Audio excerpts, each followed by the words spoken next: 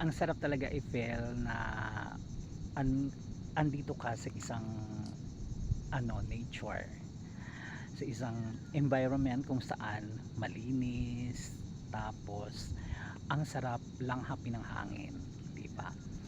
Itong part na 'to, may mga maliliit na mga tanim na mangroves. So, uh, I think 1 year or more, baka mag-grow na sila, no?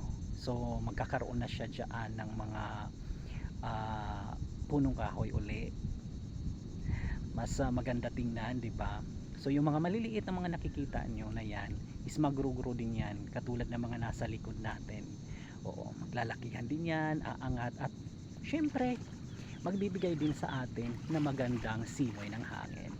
So ayan, sa aking mga kababayan, ah, mas ipagpatuloy pa ninyo kapag once may nakikita kayong mga ganito, yung mga bunga niyan, itanim ninyo, itusok ninyo, dahil once na lumaki na yan, tahanan yan ng mga isda. At kapag once na maging tahanan yan ng mga isda, nanamnamin at sasamsamin mo ang kalikasan at bunga ng iyong pinaghirapan. This is your Aling Pututay na nagsasabi, I love you all.